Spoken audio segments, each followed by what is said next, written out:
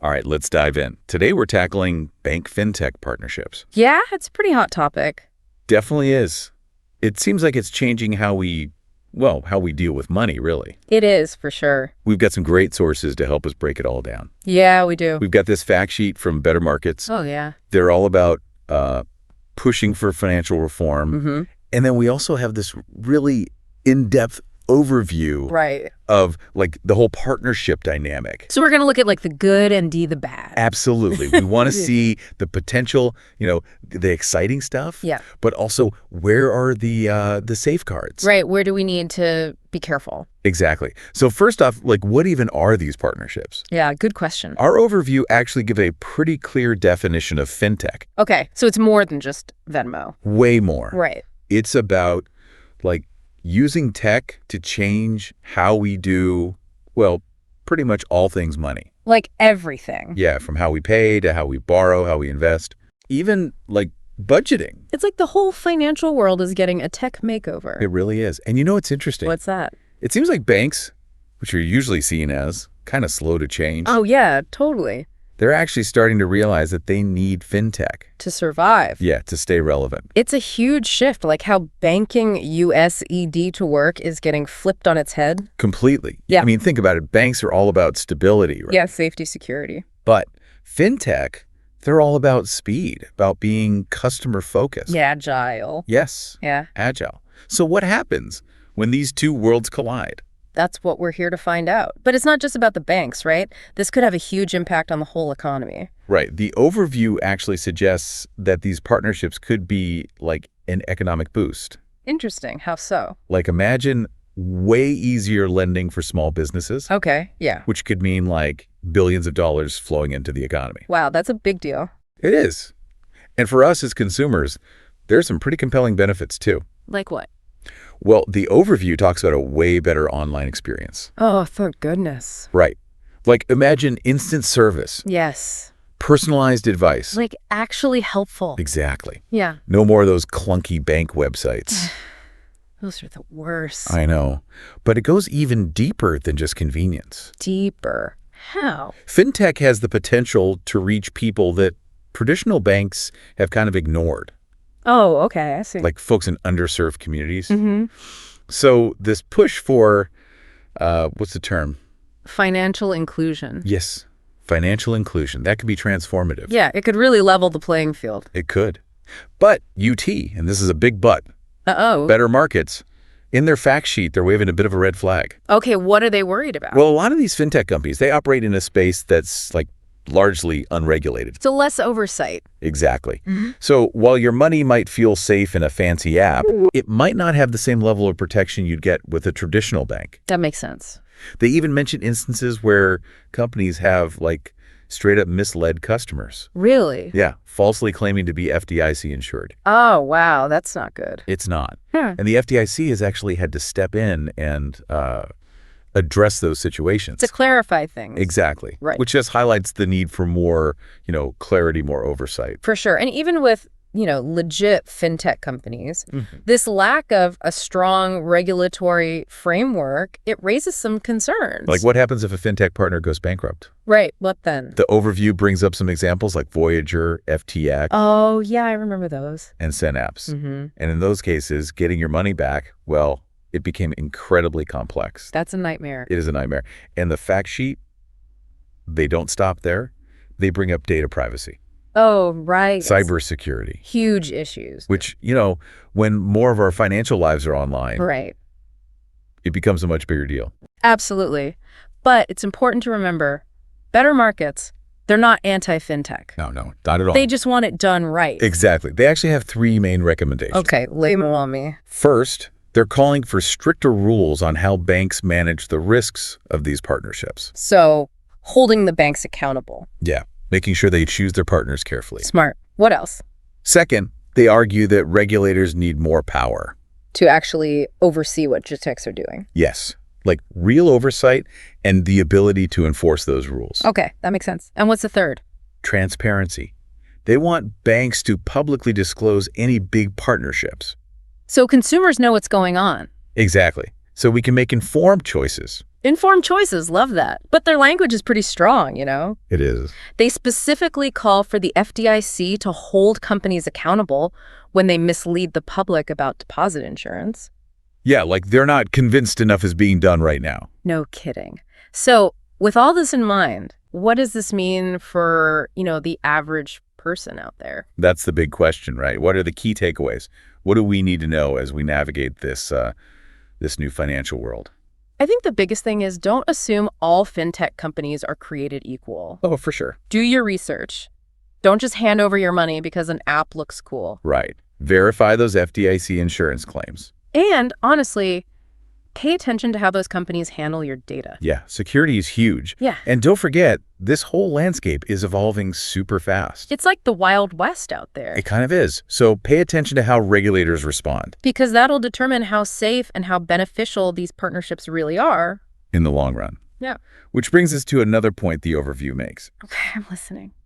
They talk about this cultural clash. A clash? Yeah, between banks and fintech companies. Oh, right. Like two totally different worlds. Exactly. Banks are all about being slow and careful. Risk averse. Yeah. Fintech, they're all about being fast and disruptive. Pushing boundaries. So will they figure out how to work together? Or will one side kind of dominate? That tension, I think, is going to shape the future of finance. It's going to be interesting to see how it all plays out. It is. And we want to hear what you think. Yeah. What are your thoughts on all this? Hit us up with your questions, your insights, your concerns. Let's keep this conversation going. Absolutely. Yeah, it's like, can these two cultures really blend? Right. Like, will they find a way to coexist? Or will it be like, a clash of the titans? Maybe. The overview actually breaks down, different partnership models. Oh, interesting. What are the ways they're coming together? Yeah, and I'm curious to see how those cultural differences, play out in each one. Me too. The simplest one seems to be, the direct partnership. Okay, straightforward. Yeah, the bank and the fintech company, they kind of join forces. Bringing their A game to the table. Exactly. The bank has the customer base, the regulatory know-how. The reputation, the stability. Right. And the fintech has the tech, the speed, that customer-centric approach. Agility. Yes, agile. So in theory, it's like this perfect match. Synergy, but that's the ideal scenario, right? Where it's truly win-win. Right. But there are other models too, like acquisition. Acquisitions. Yeah, where the bank just buys out a fintech startup. Oh, wow. Just absorbs them. Basically. Yeah. It's a way for the bank to get that new tech quickly. Without having to build it themselves. Exactly. But it does make you wonder, What's that? Can a disruptor really disrupt from inside the system? From within the belly of the beast? Exactly. Can that innovative spirit survive in a big bank bureaucracy? That's a good question. And the overview mentions another model too. Okay, what's that? Banks creating their own fintech subsidiaries. Ooh, like their own in-house disruptors. Sort of. It's a way to keep control, but still, tap into that fintech world. I don't know, it seems kind of tricky.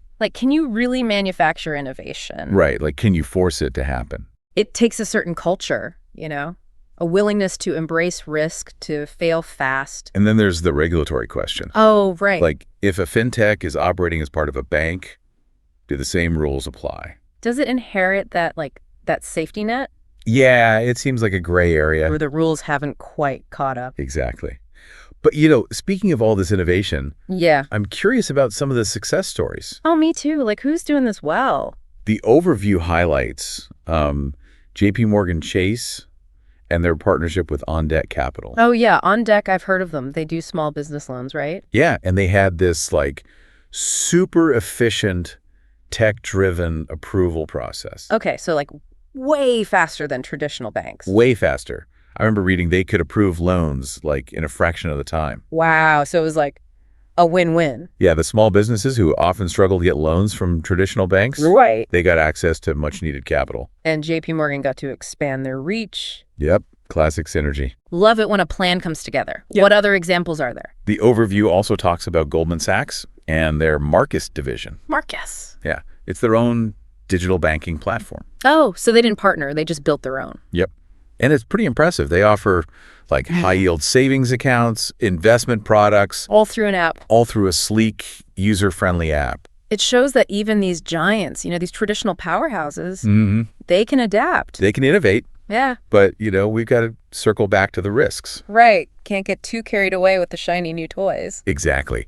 And better markets, they really hammer home the need for, stronger consumer protection. Got to keep people safe. For sure. And one thing that worries me is the lack of transparency. Who are you actually dealing with? Right. When you're using a fintech app, it's not always clear.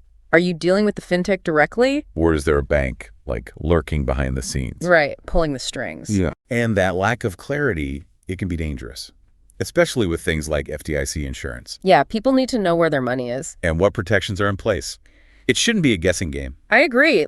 Regulators could require fintech companies to be upfront about their partnerships. Yes. Clear language, easy to understand. No more fine print.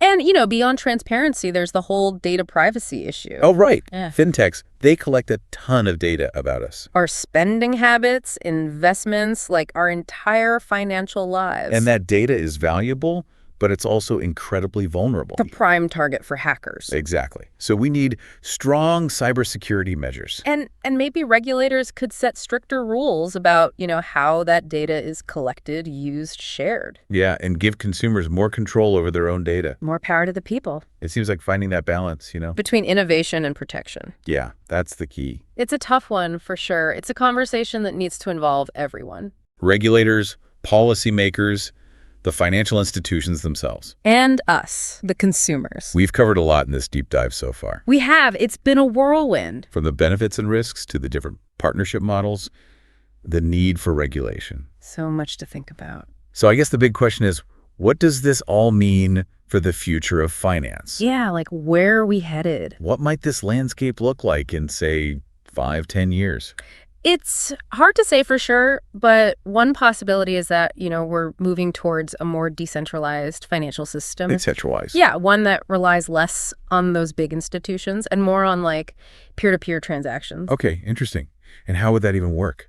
Well, blockchain technology could be a big part of it. Blockchain.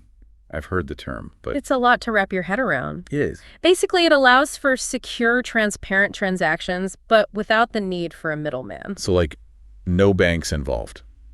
Potentially. It could really democratize finance, make it more accessible, maybe even cheaper. But isn't that, incredibly risky? It's not without its challenges, for sure. Security, fraud, those are big concerns. Yeah, that makes sense. So are we saying goodbye to banks completely? I don't think so. Yeah. But their role might change dramatically. Okay. How so? They might become more like platforms. Platforms. Yeah, offering a bunch of different financial services. Some they build themselves, some they partner with fintechs for. So it's less about banks versus fintech and more about them blending together. Converging. And that means more choices for consumers. Right. You can pick and choose the services that work best for you. But with more choice comes more responsibility, right? Absolutely. We got to be financially literate, understand the risks, make informed decisions. So it's not just the technology that's changing. It's us too. We got to evolve along with it. I think that's a great place to pause for now. Yeah, give everyone a chance to process all this. We've covered a lot of ground, but there's still more to explore. Oh yeah, we've just scratched the surface. We'll delve deeper into some of those other aspects in our next installment. Can't wait. Okay, so picking up where we left off, one thing that really stood out to me in the overview was the role of AI. Artificial intelligence. Yeah, and machine learning. Oh, yeah. It seems like they could have a huge CE impact on this whole bank-fintech partnership thing. Totally. It's already happening, you know? AI is being used to personalize financial advice, to catch fraud, to make lending smoother. Oh, okay. And as those technologies get even more advanced, it could completely revolutionize how we interact with our money. Wow. Paint me a picture. What could that look like? Okay, imagine your financial advisor is like an AI. Okay. But this AI, it knows your goals, your risk tolerance, your spending habits. Better than I do. Maybe even better than you do. That's both kind of amazing and kind of scary. Right. It's powerful stuff. But it does raise some big questions. Yeah, what happens to human accountability? Exactly. If algorithms are making the decisions. Who's responsible when the AI messes up? Right. Right. That's something regulators and policymakers, they're going to have to figure out. Big time. As AI gets more sophisticated, we need, clear ethical guidelines, strong regulatory frameworks. So it's not just about letting the tech run wild. No, we got to make sure it's used responsibly, fairly. And what about transparency? Oh, that's huge. People need to know how these algorithms work. Yeah, like what's going on under the hood. Exactly. What factors are influencing their financial decisions? Because those black box algorithms, the ones where there's no human oversight, Yeah, that could be a disaster waiting to happen. totally. We need a human in the loop. Someone who can step in and say, nope, algorithm, you're wrong. Hit the brakes. Exactly. And there's also the potential for bias. Oh, right. We know algorithms can, inherit biases from the data they're trained on. And even amplify them. Yeah. So how do we make sure these technologies don't just make existing inequalities worse? That's the million-dollar question. It is. I mean, developers have got to be super careful. Uh-huh. They need to identify and mitigate bias from the get-go. And regulators need to be able to step in. Audit these systems, make sure they're fair. So it's not just about the cool tech. It's Yeah. about making sure that tech serves everyone. Equitably. It feels like we're on the verge of a financial revolution. It does, doesn't it? Like everything we thought we knew about money, how we manage it, how we access services, Mm-hmm. even the concept of money itself, it's all changing. It is. Yeah. And, there are definitely risks, challenges ahead. Oh, yeah. But I'm also, I don't know, I'm optimistic. Me too. Yeah. I think these innovations, they have the potential to make the financial system better More inclusive, more efficient, more accessible. for everyone. Well, I think we've given our listeners a lot to chew on today. We have. Huh. We've talked about the potential of bank-fintech partnerships, the risks involved, The different ways they can work together. the importance of regulation. We even looked ahead, AI, blockchain, the future of finance. It's a lot to process. It is. But remember, this is just the start of the conversation. This landscape is constantly evolving. So stay informed, stay curious, keep asking questions. That's what the deep dive is all about. We encourage you to dive deeper on your own. Do your research, share your thoughts with us. We'd love to hear your perspective. Thanks for joining us on this deep dive. Until next time, keep learning, stay engaged.